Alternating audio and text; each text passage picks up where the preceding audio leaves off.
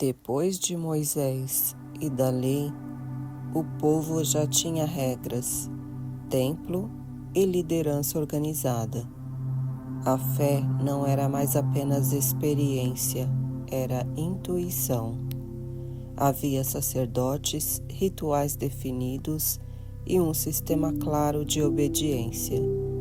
E isso trouxe estabilidade, mas, com o tempo, algo começou a mudar.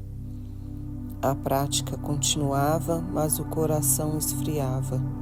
As pessoas cumpriam os mandamentos, mas sem reflexão profunda. O culto virou rotina, a aliança virou tradição. A religião começou a funcionar como estrutura social, não como transformação interior. Esse é o ponto em que surgem os profetas. Eles aparecem quando a fé continua por fora, mas enfraquece por dentro. Não vem criar uma nova religião, vem lembrar o que foi esquecido, que Deus não quer apenas rituais corretos, mas um coração vivo. Um dos erros mais sutis é pensar que idolatria significa abandonar totalmente Deus. Muitas vezes, o que acontece é diferente. O povo mantém a linguagem religiosa, mas começa a confiar mais em alianças políticas, riqueza e força militar. A fé continua no discurso, mas a confiança se desloca. O templo ainda está de pé. As festas continuam, mas o coração já está dividido. Os profetas denunciam isso com clareza. Isaías questiona o valor dos sacrifícios quando não há mudança de comportamento. A crítica não é contra o culto, mas contra a desconexão entre culto e vida. A mensagem é simples: religião sem transformação se torna aparência. Deus não rejeita a prática, Ele rejeita a falsidade. Com o tempo, reis e líderes religiosos passaram a dividir influência. A fé deixou de ser apenas relação com Deus e passou a sustentar decisões políticas. Isso criou um problema. Quando a religião protege o poder, ela corre o risco de se corromper junto com ele. Alguns reis mantinham o culto, mas exploravam o povo. Havia sacrifícios no templo e injustiça nas ruas. O sistema funcionava, mas a ética enfraquecia. É nesse cenário que surgem vozes como a de Amós. Ele não fala contra o templo em si, mas contra a hipocrisia. Diz que a adoração sem justiça não tem valor. O problema não era a lei, era a incoerência entre fé e prática. O profeta não surge como líder popular, ele surge como incômodo. Sua função não é agradar, mas confrontar. Por isso, quase sempre é rejeitado. Jeremias, por exemplo, anuncia que Jerusalém corre perigo se não houver mudança real. Ele é acusado de traição, mas sua mensagem não é política, é espiritual. Ele alerta que a confiança excessiva no templo não garante proteção. A presença de Deus não depende de um prédio, depende de fidelidade interior. O profeta lembra que o sistema pode continuar funcionando mesmo quando a essência já se perdeu. Por isso ele incomoda. Ele fala quando todos preferem o silêncio. É importante entender: os profetas não querem destruir a fé de Israel, eles querem restaurá-la. Quando denunciam injustiça, corrupção ou formalismo vazio, não estão atacando a aliança, mas tentando preservá-la. Ezequiel usa imagens fortes para mostrar que o problema não é Deus ter abandonado o povo, mas o povo ter se afastado da essência da lei. A crítica profética é um chamado ao retorno. Eles falam de arrependimento, mudança de atitude e renovação. A ruptura que eles provocam não é para acabar com tudo, mas para impedir que o sistema se torne vazio. Quando a estrutura sufoca a verdade, a voz profética aparece como correção necessária. Nos dias dos profetas, o povo acreditava que Jerusalém jamais seria destruída, porque ali estava o templo. Para muitos, a presença do templo era a garantia automática de proteção, mesmo com injustiça, corrupção e idolatria. Pensavam que Deus não permitiria a queda da cidade. O profeta Jeremias confronta essa ideia. Ele diz que repetir templo do Senhor não salva ninguém se o coração estiver distante. A confiança foi colocada no prédio, não na fidelidade. O erro não era ter um templo, o erro era transformá-lo em amuleto. O templo representa estruturas externas, tradição, igreja, instituição, identidade religiosa. Quando a pessoa confia apenas na forma, mas ignora a transformação interior, cria falsa segurança espiritual. Não basta frequentar um espaço religioso. Se não houver mudança real de caráter, a estrutura não sustenta a vida. O profeta Amós denuncia algo muito claro. O povo mantinha festas religiosas, mas explorava os pobres. Havia culto, mas também desigualdade. Havia sacrifícios, mas falta de compaixão. Amós declara que Deus rejeita adoração quando não há justiça. A mensagem é direta. Espiritualidade não pode ser separada de ética. Isso mostra que não existe fé autêntica sem coerência prática. A religião pode se tornar discurso bonito que encobre comportamento injusto. O problema não era cantar ou celebrar, era viver de forma incoerente durante a semana. Não adianta falar de Deus e agir com desonestidade, indiferença ou egoísmo. Fé verdadeira se mede no cotidiano, não apenas no culto. Os profetas não confrontavam apenas o povo, confrontavam também os reis. Natã confronta Davi. Elias enfrenta Acabe. Eles não tinham exército nem poder político, tinham apenas palavra. Mesmo assim falavam contra abuso, idolatria e corrupção. Isso revela algo importante. A voz profética não depende de posição, mas de coragem. O rei representa o ego dominante, a parte de nós que quer controlar tudo. O profeta representa a consciência que denuncia quando ultrapassamos limites. O conflito entre rei e profeta é o conflito entre o poder e a verdade. Sempre que a consciência alerta sobre algo errado dentro de nós, ela está agindo como profeta. Ignorar essa voz é fortalecer o ego. Escutá-la é iniciar mudança real. Jeremias e outros profetas anunciaram que, se o povo não mudasse, haveria exílio. E foi o que aconteceu. Jerusalém foi destruída e muitos foram levados para a Babilônia. O exílio não foi apenas derrota política, foi consequência espiritual de escolhas acumuladas. O exílio representa o afastamento da própria essência. Quando uma sociedade ou uma pessoa ignora repetidamente a verdade, colhe desorganização, perda e crise. Não é punição arbitrária, é resultado. O exílio força a reflexão. Longe da terra e do templo, o povo precisou reaprender o que realmente significava ser fiel. Crises muitas vezes revelam onde nos afastamos do que é essencial.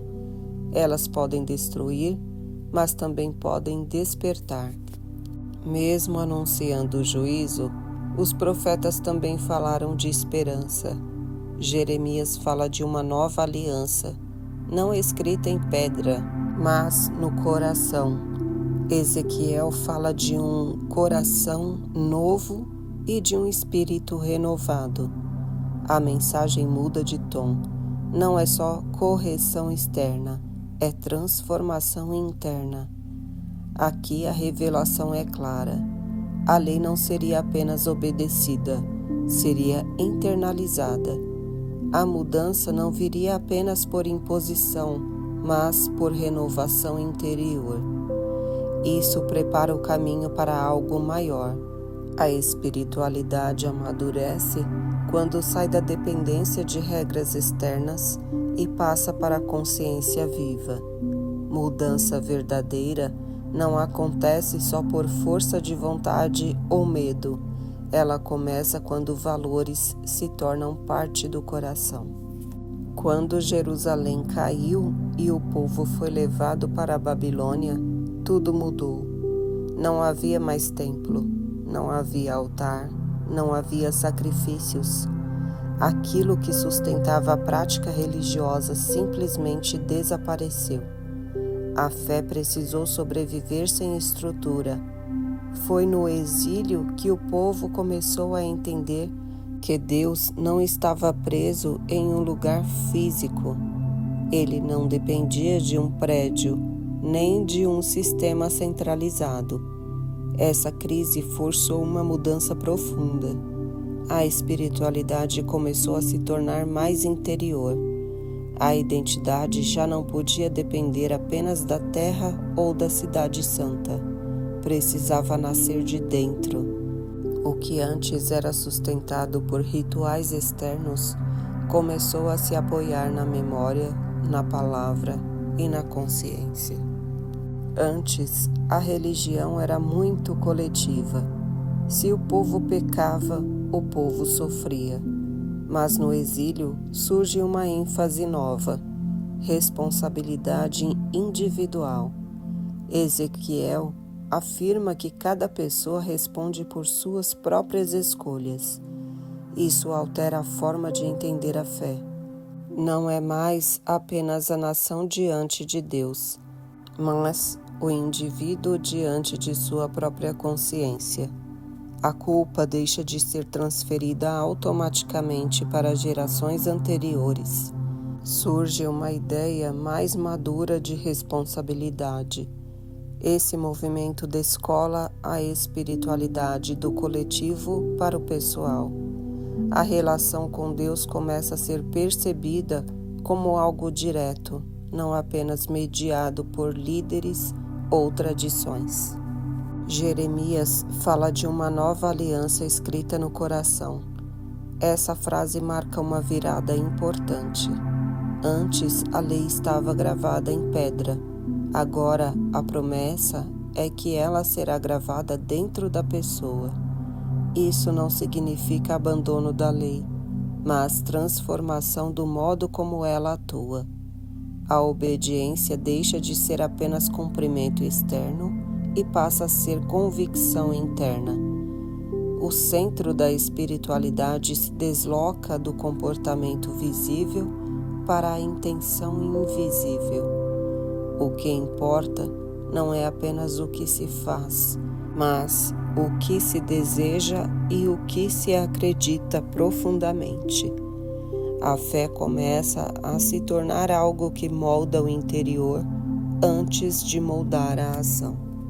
Os profetas não apenas denunciaram o presente, anunciaram algo que ainda viria. Falaram de restauração, de retorno e de renovação. Mesmo em meio ao colapso, mantiveram viva a esperança. Essa esperança não era ingênua. Ela não ignorava o erro. Ela surgia depois do reconhecimento do erro. A ruptura do sistema não significa o fim da história. Significa o fim de uma etapa. O que estava sendo preparado não era apenas a reconstrução de muros ou do templo, mas uma compreensão mais profunda de Deus e da própria identidade espiritual do povo.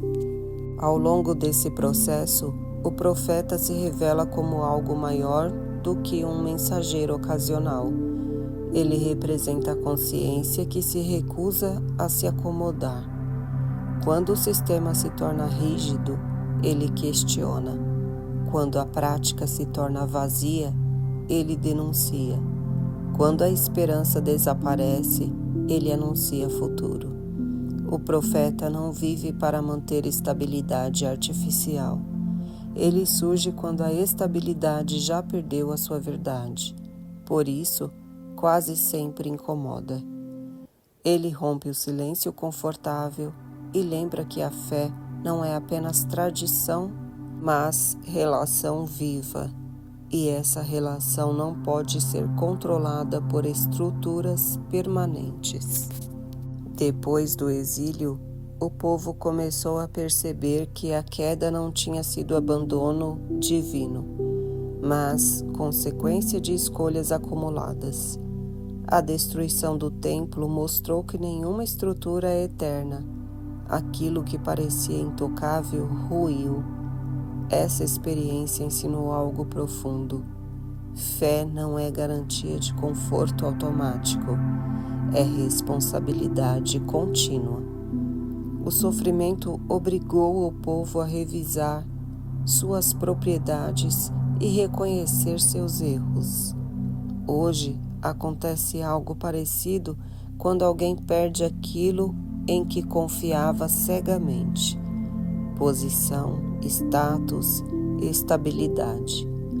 A crise revela onde estava a verdadeira dependência. Assim como Israel precisou reaprender sua identidade fora do templo, também nós precisamos, muitas vezes, reconstruir a nossa fé quando aquilo que sustentava a nossa segurança externa desaparece. Quando o povo voltou do exílio e começou a reconstruir Jerusalém, não voltou como antes. Havia memória da perda, havia consciência das falhas. A reconstrução do templo não era apenas obra física, mas símbolo de um recomeço mais consciente. Eles sabiam que repetir os mesmos erros levaria ao mesmo resultado. A história ensinou limites. Esse retorno mostra que arrependimento verdadeiro não é emoção momentânea, mas mudança prática. No presente também é assim. Recomeçar não significa fingir que nada aconteceu. Significa usar o passado como aprendizado. Quando alguém entende por que caiu, passa a construir com mais atenção. A restauração só é sólida quando nasce de compreensão, não de entusiasmo superficial. Mesmo com o templo reconstruído, havia a sensação de que algo ainda faltava. Os profetas haviam falado de uma transformação mais profunda, de um tempo em que o coração seria renovado. A estrutura voltou, mas a expectativa continuou. Isso criou uma esperança ativa, uma expectativa por cumprimentos mais completo da promessa. Essa tensão entre o que já foi restaurado e o que ainda não aconteceu atravessa a história bíblica. Também atravessa a experiência humana. Muitas vezes conquistamos estabilidade, mas percebemos que isso não resolve tudo. Existe uma busca por sentido que nenhuma estrutura externa satisfaz completamente. A promessa dos profetas aponta justamente para essa dimensão interior, que ainda aguarda plenitude. Ao longo desse processo, a fé deixou de depender exclusivamente de um lugar físico e passou a se apoiar na palavra, na memória e na interioridade. A sinagoga surge como espaço de ensino, leitura e reflexão. A espiritualidade começa a se organizar em torno da escuta e da compreensão, não apenas do sacrifício ritual. Isso representa uma mudança profunda. Deus não é acessado apenas por cerimônias, mas por entendimento e prática consciente. Esse deslocamento continua atual. Quanto mais madura a fé, menos ela depende de espetáculo e mais se apoia em convicção. A consciência se torna o lugar onde a lei é lembrada, interpretada e aplicada. Os profetas não encerram a história, eles a deixam aberta. Ao denunciarem injustiça e anunciarem restauração, criam expectativa por uma transformação que vá além de reformas externas. Falam de um tempo em que a relação com Deus será mais direta e profunda. Essa preparação não elimina a lei, mas aponta para algo que a complete. O sistema foi confrontado, a consciência foi despertada e o coração foi colocado no centro da fé. A ruptura não foi destruição definitiva, foi preparação. Quando a forma mostra seus limites, surge espaço para algo novo. E é exatamente nesse ponto de expectativa que a narrativa bíblica avança para o próximo passo. Depois de tudo o que aconteceu, a fé de Israel não podia mais ser ingênua. O povo havia experimentado estabilidade, corrupção, queda e reconstrução. Isso gerou uma espiritualidade mais atenta. A leitura da lei passou a ser acompanhada de explicação e reflexão. A prática religiosa começou a incluir ensino, interpretação e debate. Já não bastava repetir, era preciso entender. Essa mudança marca um amadurecimento importante. A fé deixa de ser apenas herança cultural e passa a exigir consciência. Quando isso acontece, a religião se torna mais profunda, mas também mais exigente. No presente, esse mesmo movimento acontece quando alguém deixa de seguir tradições automaticamente e começa a perguntar por que acredita no que acredita. A ruptura dos profetas ensinou que fé sem reflexão se torna frágil. Mas toda estrutura reconstruída corre o risco de endurecer novamente. A história mostra que mesmo depois da correção, o ser humano tende a transformar princípios vivos em regras rígidas outra vez. O zelo pode se tornar legalismo. A proteção pode virar controle. O cuidado com a pureza pode gerar exclusão. O ciclo é sutil. A tentativa de preservar a fé pode acabar sufocando-a. É por isso que a voz profética nunca deixa de ser necessária. Sempre que a forma se absolutiza, alguém precisa lembrar que o centro é o coração. Essa tensão continua atual. Qualquer sistema religioso pode cair na armadilha de priorizar a aparência em vez de transformação real. Mesmo diante das falhas humanas repetidas, a esperança anunciada pelos profetas permanece.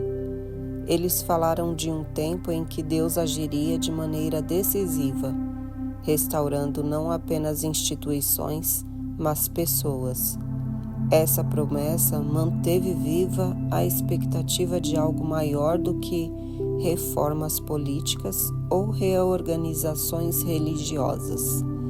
O foco se desloca para uma transformação que alcança o interior do ser humano. A história bíblica passa a caminhar em direção a esse cumprimento.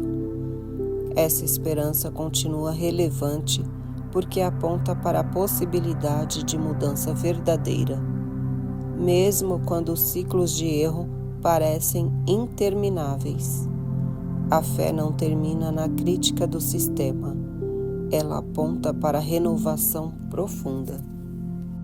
Entre o último profeta e o próximo grande acontecimento da narrativa bíblica, há um período de silêncio. Não é ausência de Deus, mas preparação. O povo continua vivendo, estudando, esperando. A tradição se fortalece, mas também se torna mais complexa. Expectativas messiânicas crescem. A promessa de renovação permanece viva na memória coletiva. Esse silêncio ensina que nem toda transformação acontece de forma imediata. Às vezes há um tempo de maturação, de reflexão e de expectativa. Na experiência humana, também existem períodos em que parece não haver respostas claras. No entanto, esses intervalos muitas vezes preparam mudanças mais profundas do que imaginamos. Os profetas cumpriram sua missão, denunciaram a corrupção, despertaram a consciência e reacenderam a esperança. Mostraram que a fé não pode sobreviver apenas de estruturas externas. Prepararam o terreno para uma relação mais direta e interior com Deus. Ao final dessa etapa, a história bíblica está pronta para dar um passo decisivo. A promessa de uma nova aliança escrita no coração ainda ecoa. A expectativa de restauração permanece viva. A ruptura do sistema não foi o fim, mas a preparação para algo que uniria lei e vida, palavra e carne, promessa e cumprimento. É exatamente nesse ponto que surge o próximo capítulo da narrativa.